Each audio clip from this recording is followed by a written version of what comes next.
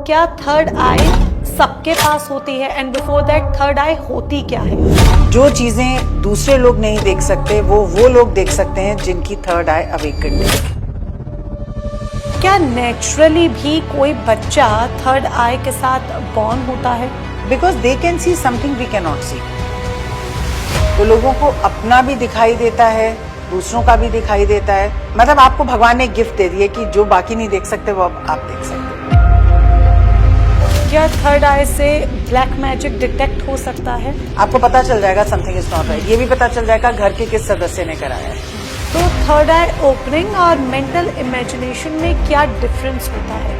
Third आई में आप ऐसे डायमेंशंस में जाएंगे, ऐसी जगहों पे जाएंगे, ऐसे स्पिरिट गाइड से मिलेंगे जिनके बारे में आप जानते भी नहीं। अगर आप किसी चीज को 70% लेके आए हैं, जरूरी नहीं है कि हीलिंग से 70 की 70 ठीक हो जाएगी। What you have to go through, you have to go through. Hello नमस्कार, मैं हूं आपके साथ मोनिका ग्रोवर। आज हम बात करेंगे थर्ड आई एक्टिवेशन के बारे में। क्या ये कोई सुपर पावर है या फिर एक नेचुरल अवेकनिंग प्रोसेस?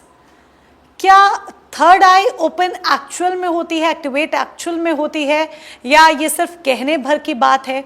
सबसे इंपॉर्टेंट, क्या हर किसी के पास थर्ड आई होती भी है?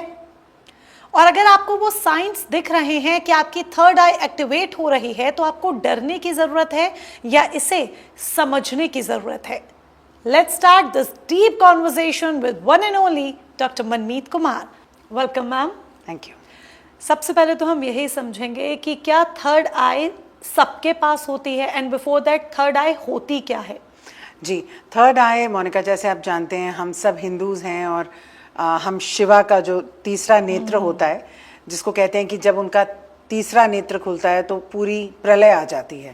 तो थर्ड आई को हम वैसे समझेंगे। अगर आप माँ काली का देखें, वहाँ पे भी एक थर्ड आई आपको दिखाई देगा। और थर्ड आई औरतों का जो ये बिंदी पॉइंट होता है, यहाँ पे होता है। थर्ड आई एक चक्र है, ये एक एक्चुअल फिजिकल ऑर्गन नहीं है।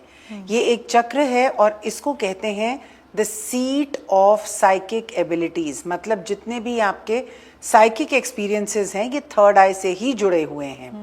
तो भगवान शिव के लिए तो ऐसे कहते थे कि जब थर्ड आई खुलेगी तो प्रलय आ जाएगी। यहाँ पे जब थर्ड आई खुलेगी तो आपको वो सब कुछ दिखाई देगा जो आपको अपनी दो आंखों से दिखाई नहीं देता।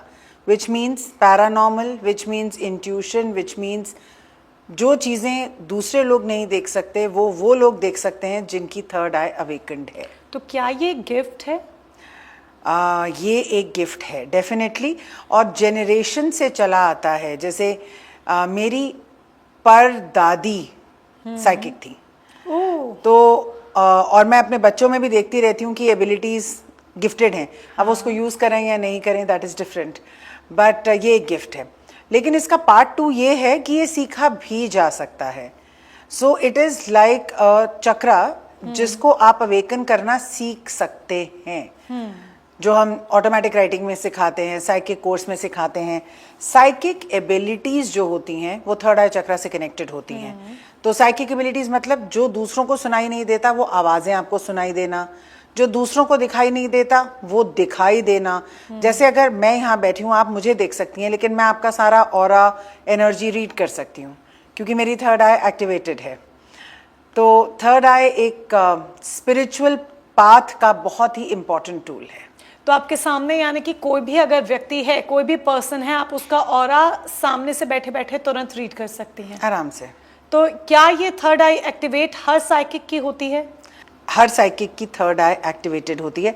किस एक्सटेंट तक होती है ये भगवान की कृपा, उसका अपना काम, उसकी मेडिटेशन और उसका प्रारब्ध ये डिटरमिन करता है। और मीडियमशिप में भी क्या यही होता है कि उसकी थर्ड आई एक्टिवेटेड होती है?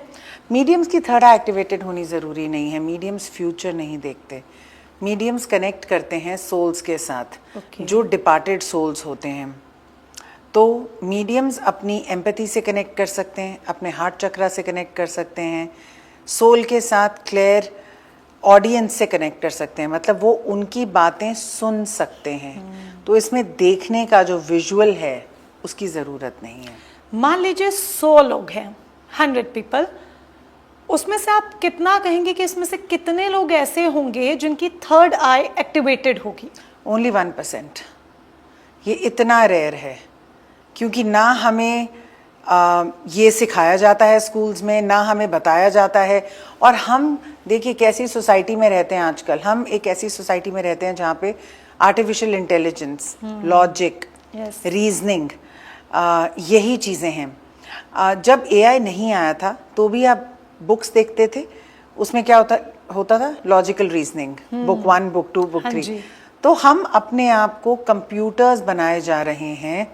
Third eye is connected to the intuitive part of your brain. इसका मतलब आपका जो राइट ब्रेन है, जो इंट्यूशन को कंट्रोल करता है, वही थर्ड आई को कंट्रोल करता है। इसका मतलब जो लोग ज़्यादा इंट्यूटिव होते हैं उनकी थर्ड आई खुली होती है।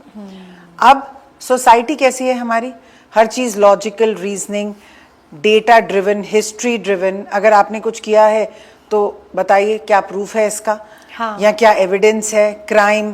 तो ये सब ब्लैक एंड वाइट में चल रही है दुनिया। इसीलिए इंसान ने इतना लॉजिक और रीजनिंग अपना लिया कि उसने एआई क्रिएट कर दिया, एक मशीन क्रिएट कर दी। क्योंकि इंसान बहुत पहले के टाइम पे, सतयुग के टाइम पे बहुत इंट्यूटिव हुआ करते थे। याद कीजिए कि तब छोटे बच्चों को भी एस्ट्रोलॉजी सिखाई जाती थी, मेडिटेशन सिखाई जाती थी। तो बच्चों में एक नेचुरल कैपेबिलिटी, हुनर था ऑफ बीइंग इंट्यूटिव। आप डॉक्टर के पास भी जाते थे, वो आपकी एनर्जी रीड करके बता देता था कि आपको क्या प्रॉब्लम है। आज आप किसी डॉक्टर के पास जाएंगे, वो बिना रिपोर्ट्स के डायग्नोसिस ही नहीं कर सकता कि आपको क्या प्रॉब्लम है, जिसको हम कहते हैं शफा हाथ में होना। हाँ। वो शफा क्या है, वो इंट्यूटिव एबिलिटी ही है आपकी। So as a society we have to be more cautious of the fact that we have to believe more in intuition. हम अपने बच्चों को सिखाएं कि अगर आपको कोई फीलिंग हो रही है तो उसको दबाएं नहीं, आप अपनी फीलिंग्स बताएं। और इंट्यूशन सच होती है। मैं बहुत बार बता चुकी हूँ, I want to open a spiritual university जहाँ पे मैं इंट्यूटिव बच्चों को पढ़ा के उनका एक करियर, एक पाथ बनाना चाहती हूँ। हम एज अ सोसाइटी आज जो एआई बना चुके हैं उसको हम तो मशीन को डिफीट नहीं कर सकते। तो हमारे पास अब क्या एबिलिटी है जो मशीन में नहीं है? Emotions, intuition. जब मैंने भूटान में इस कॉन्फ्रेंस के ऊपर बात की थी कॉन्शियसनेस के ऊपर, तब भी मैंने यही बताया था कि इंसान में अब इंट्यूशन डेवलप करना बहुत ज़रूरी है, बच्चों में ज़रूरी है। तो थर्ड आई एक्टिवेशन एक्चुअली एक छोटे लेवल पे स्कूल में सिखाई जानी चाहिए।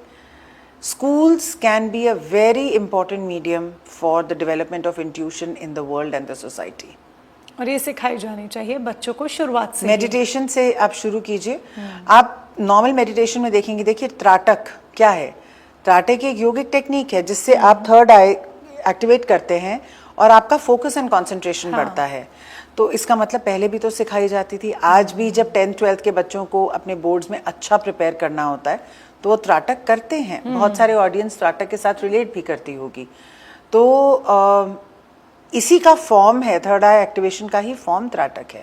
हम सिग्नल्स पर भी जाएंगे कि क्या सिग्नल्स होते हैं थर्ड आई ओपनिंग के, क्या साइंस होते हैं, बट वो समझने से पहले लोगों के मन का एक मिथ भी क्लियर हो जाए। तो मैं पहले वो सवाल ज़रूर आपसे करूंगी। भगवान शिव का जब तीसरा नेत्र खुला था तब डिस्ट्रक्शन हुआ था, तो क्या थर्ड आई ओपनिंग को हम डिस्ट्रक्शन से ही एसोसिएट करेंगे या फिर नहीं? हम थर्ड आई एक्टिवेशन को नॉलेज से, साइकिक एबिलिटीज से, इंट्यूशन से और डीपर स्पिरिचुअल अवेकनिंग से जोड़ेंगे। जब भगवान शिव का तीसरा नेत्र खुला था वो पूरी तरह से खुल गया था प्रलय लाने के लिए। हमें अपनी थर्ड आई कभी भी पूरी नहीं खोलनी है, केवल एक्टिवेट करनी है कि हम एक ऐसी एनर्जी, एक ऐसी ऊर्जा, एक ऐसे डायमेंशन के साथ जुड़ सकें जहाँ पे हमारे से ऊपर नॉलेज है। जितना आप और मैं मिलके सोच सकते हैं, हमारे ऊपर एक ऊर्जा है। आप उसको भगवान कह लें, यूनिवर्स कह लें, आकाशा कह लें, वहाँ पे एक टाइप की इंफॉर्मेशन है। जब हमारी थर्ड आई खुलती है हम डायरेक्टली, हमारा कनेक्शन उस एनर्जी के साथ हो जाता है और हमें ऐसी चीज़ें पता चलती हैं जो नॉर्मली नहीं पता चलती। तो वो यानी कि ज़्यादा आप कनेक्ट कर पाते हैं हर एक चीज़ से। हाँ। और जो सामने वाला पहचान नहीं पा रहा है या समझ नहीं पा रहा है, साइकिक वो सब समझ सकता है क्योंकि उसकी थर्ड आई एक्टिवेटेड है। वेल, अब आ जाते हैं साइंस एंड सिग्नल्स पे। थर्ड आई ओपनिंग के या थर्ड आई एक्टिवेशन के क्या साइंस होते हैं? ओके, थर्ड आई एक्टिवेशन में सबसे पहले जो फिजिकल सिम्टम्स होते हैं वो होते हैं हेडेक, कानों में रिंगिंग फील होना, हल्की हल्की आवाज़ आना।